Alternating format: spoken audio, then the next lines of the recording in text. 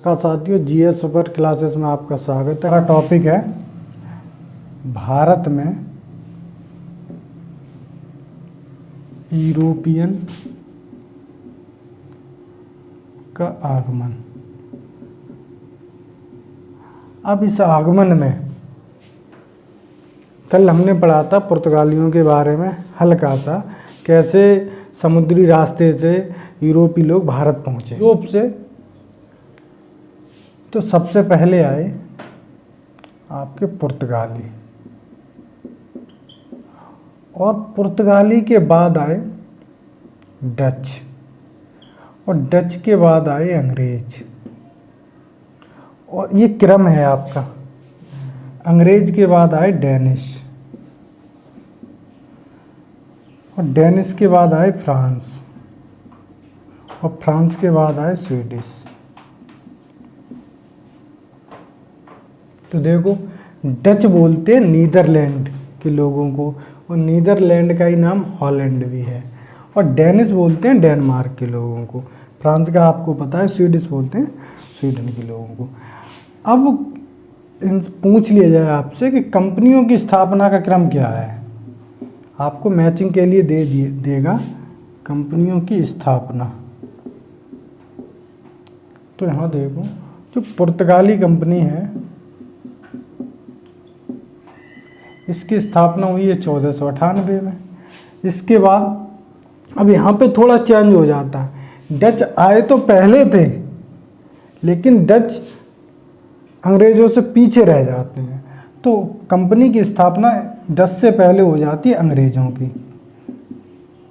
अंग्रेज़ों की east India company जिसको बोलते हैं 1600 ईस्वी में। उसके बाद डचों की, डच की हुई है 1602 में। और डच के बाद आ जाएगा डेनिश, डेनिश की हुई है आपकी 1616 में। और इसके बाद आई फ्रांस, फ्रांस की हुई है 1664 में। उसके बाद आए स्वीडिश, इसकी हुई है 1731 में। तो आपसे पूछ लीजिए, अलग अलग क्रम है, केवल जो चेंजिंग हुई है यात्री आने में वो यहाँ पर हुई है। यहाँ डच यात्री पहले आ गए। डच यात्री ये आ गया है 1595 और 96 के बीच में आ गया। ये आ पाया 1608 में। हालांकि 1599 में स्थल मार्ग से आया था, लेकिन उसका नाम था जॉन मिल्टन हॉल। लेकिन जो समुद्री रास्ते से भारत आया था अंग्रेज ब्रिटेन का, वो कैप्टन हॉकिंस था, वो 1608 में आया था। तो यहाँ पे चेंज बदल रहा है, क्रम बदल रहा है आपका, और बाकी सभी सेम है। ठीक, तो कंपनियों को सुचारू रूप से चलाने के लिए एक वायसराय की नियुक्ति, जिसे गवर्नर बोलते। गवर्नर का मतलब यहाँ राज्यपाल से नहीं है, गवर्नर का मतलब है मुख्य कार्यकारी अधिकारी से, जो आज के समय कंपनी का सीईओ कहलाता है। तो पुर्तगाली वायसराय के बारे में पढ़ेंगे। पुर्तगाली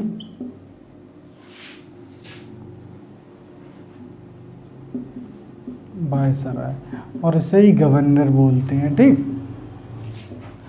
अब जो इनका पहला गवर्नर था, पहला वायसराय था, उसका नाम था फ्रांसिस्को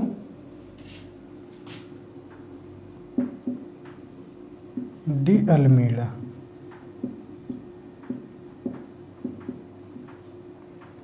फ्रांसिस्को डी अल्मीडा। इसका जो कार्यकाल है वो है कार्यकाल 1505 से लेके 1509 तक।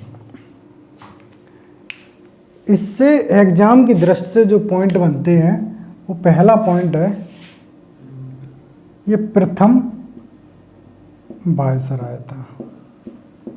आपसे पूछ ले कि पुर्तगालियों का प्रथम वायसराय कौन है, तो फ्रांसिस्को डी अल्मीडा। उसका कार्यकाल क्या है 1505 से लेके 1509 तक। इसके बाद इसने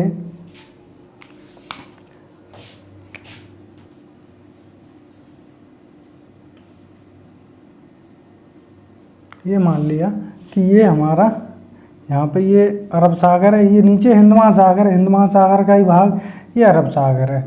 तो इसने आपको समुद्री व्यापार मजबूत करना है या नियंत्रण करना है, तो इस पानी वाले हिस्से पे, कहने का मतलब इस हिंद महासागर पर नियंत्रण करना आपका ज़रूरी है। तो इसने समुद्र के किनारे या तटीय प्रदेश में किले बनाना और इन पे नियंत्रण करना चालू कर दिया। तो इसके लिए जो इसने नीति अपनाई उसको बोलते हैं नीले जल की नीति। आपसे पूछ ले कि नीले जल की नीति किसने अपनाई थी, तो फ्रांसिस्को दी अल्मीड़ा ने अपनाई थी। इसको एक नाम और देते हैं, वो है आपका blue water policy. Blue water policy, ठीक। इसको फ्रांसिस्को दी अल्मीड़ा को सागर का स्वामी भी कहते हैं। सागर का स्वामी का मतलब है कि इसने हिंद महासागर को अच्छे से नियंत्रण कर लिया था। इसी समय हिंद महासागर को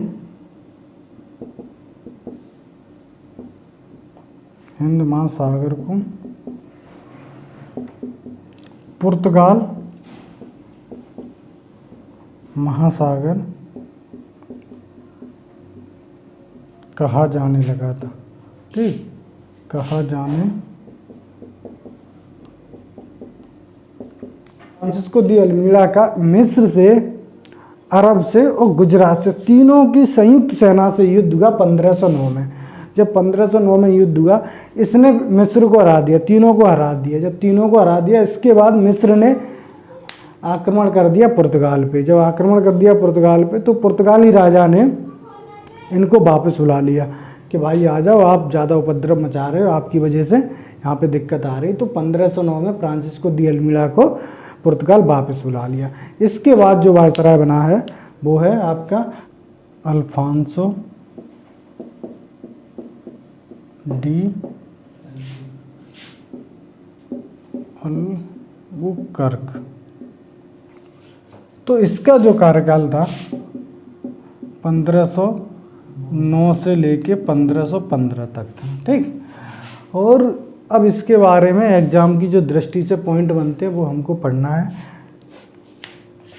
ये पुर्तगाली सत्ता का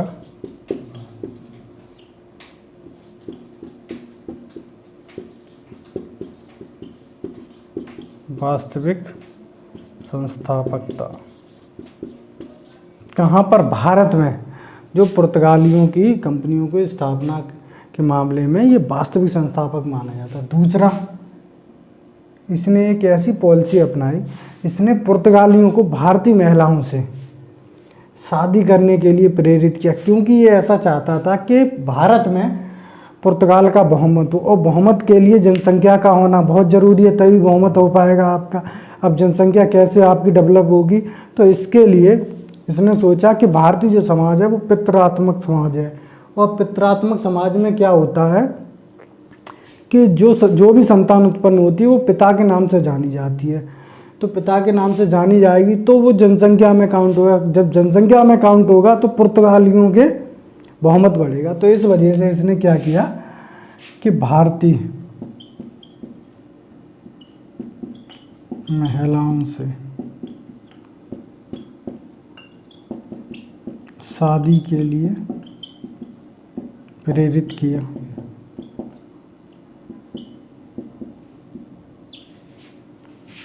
इसी के समय क्या हुआ कि 1510 में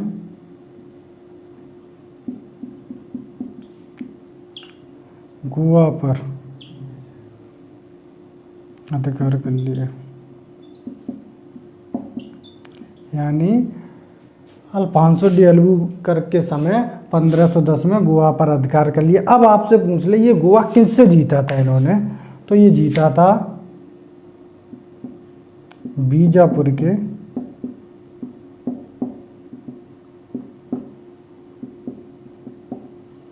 आदिल शाह से, ठीक।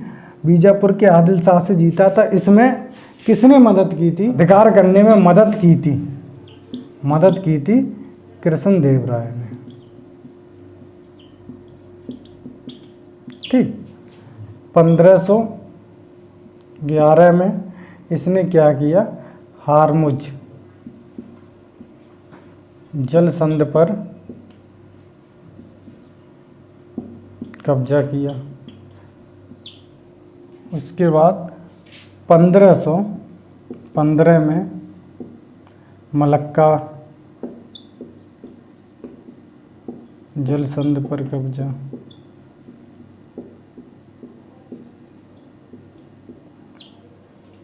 ठीक, जब गोवा 1510 में पुर्तगालियों के कब्जे में आ गया तो इन्होंने क्या किया, इसी गवर्नर ने गोवा में सती प्रथा पर प्रतिबंध लगाया। आपसे पूछ ले कि गोवा में सती प्रथा पर किस पुर्तगाली गवर्नर ने प्रतिबंध आया था, तो फिर अल्फांसो डी अल्बुकर्क ने लगाया था। ठीक, इसके बारे में एक और पॉइंट है कि इसने सेना में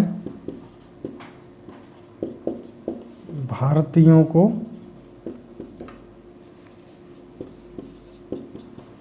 शामिल किया था।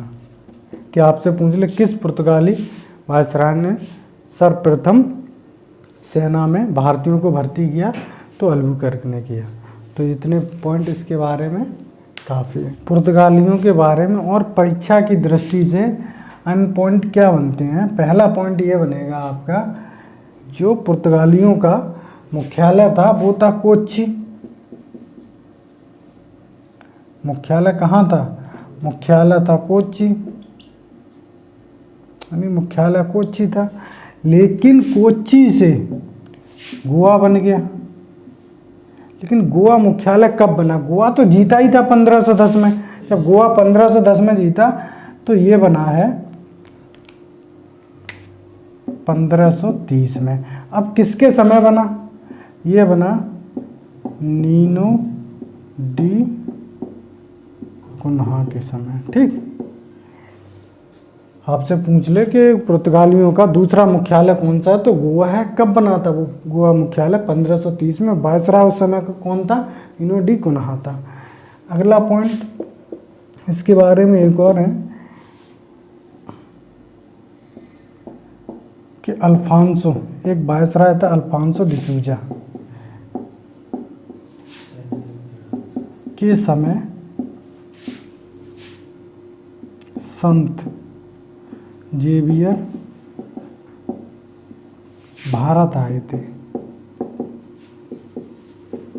यानी ये ईसाई धर्म का प्रचार करने के लिए, या ईसाई मिशनरियाँ आपसे पूछ ले किसके समय भारत आई, तो अल्फांसो डिसूजा एक वायसराय थे पुर्तगाली, और इनके साथ संत आए थे, वो थे जेवियर, भारत आए थे।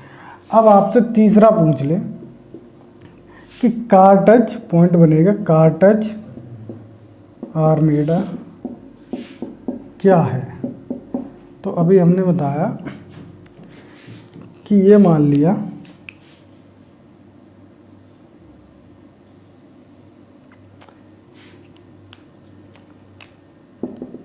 ये अरब सागर है, ये बंगाली खाड़ी, इस पर नियंत्रण किसका, ये पूरा हिंद महासागर, इस पर नियंत्रण है पुर्तगालियों का।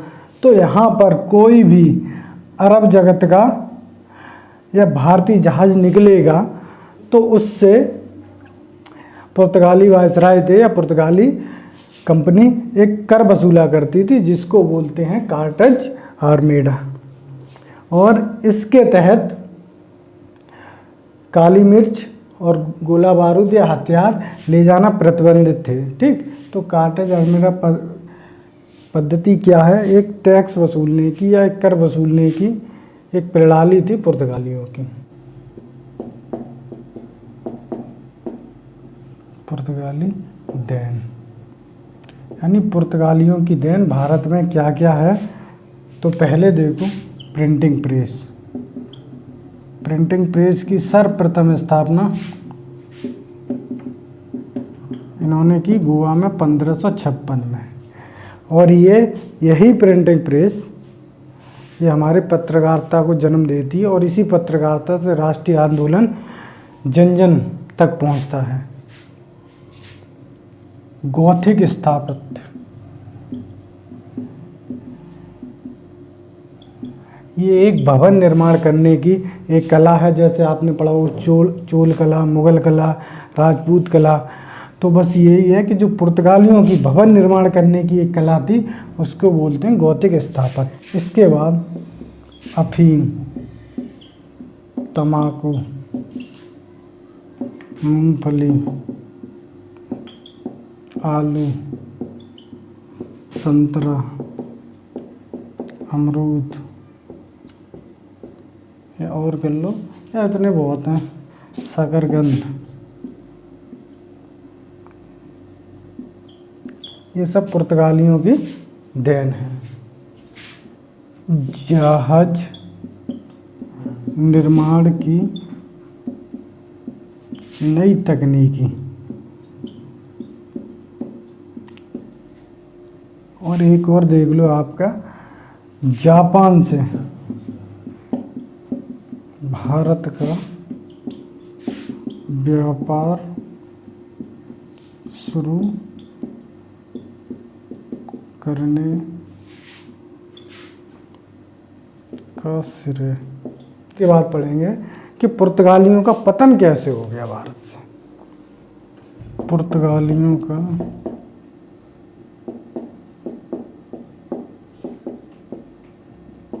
भारत से पतन, यानी पुर्तगालियों का भारत से पतन कैसे हो गया, तो इसके लिए एग्जाम की दृष्टि से जो पॉइंट बनेंगे कि पुर्तगाली कंपनी का एक सरकारी कंपनी होना। इसका मतलब है कि पुर्तगाली कंपनी एक सरकारी कंपनी थी और सरकारी कंपनी होने के कारण इस पे सरकार का सीधा नियंत्रण था। थोड़ी थोड़ी बात पे पुर्तगाली सरकार इसमें अपना हस्तक्षेप किया करती थी। इसके बाद जो पॉइंट बनेगा, भारतीय महिलाओं से शादी का कारण। आपको पता है जो भारतीय लोग हैं काफ़ी रूढ़वादी हुआ करते हैं और अपने धर्म के प्रति, अपनी जाति के प्रति काफ़ी कट्टर हुआ करते हैं। ये भी एक कारण बनेगा। धर्म परिवर्तन, आपने देखा हो कि सेंट जेवियर जब भारत आए थे तो उन्होंने यहाँ पे प्रचार किया। जब अपने धर्म का प्रचार आप जब ही कर सकते हो जब आप दूसरे धर्म की आप बुराई करोगे, और कहते हैं कि ये ज़बरदस्ती भी धर्म परिवर्तन कराते तो एक धर्म परिवर्तन से भी समाज में असंतोष फैलेगा, तो ये भी एक कारण है। इसके बाद है कार्टज आर्मेडा पद्धति। इसके अलावा है ब्राज़ील जैसा, ब्राज़ील पुर्तगालियों को एक उपनिवेश मिल गया।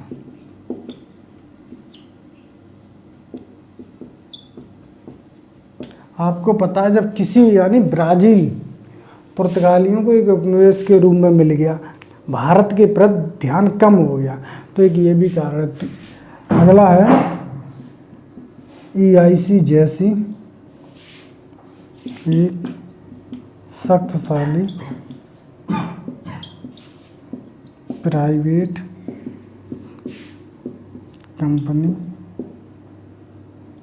का होना। आपको पता है जितनी भी कंपनियां भारत में आई जिन्होंने व्यापार किया, उसमें एक EIC ईस्ट इंडिया कंपनी एक ऐसी कंपनी थी जो प्राइवेट कंपनी थी, और इनके अलावा जो भी कंपनियां आई वो सभी सरकारी कंपनियां थी। ठीक, तो ये आज हमने पढ़ा पुर्तगालियों के बारे में, और कल हम पढ़ेंगे डचों के बारे में। अगर आपको वीडियो अच्छी लगी हो तो लाइक तथा शेयर करें और चैनल को सब्सक्राइब करें। धन्यवाद।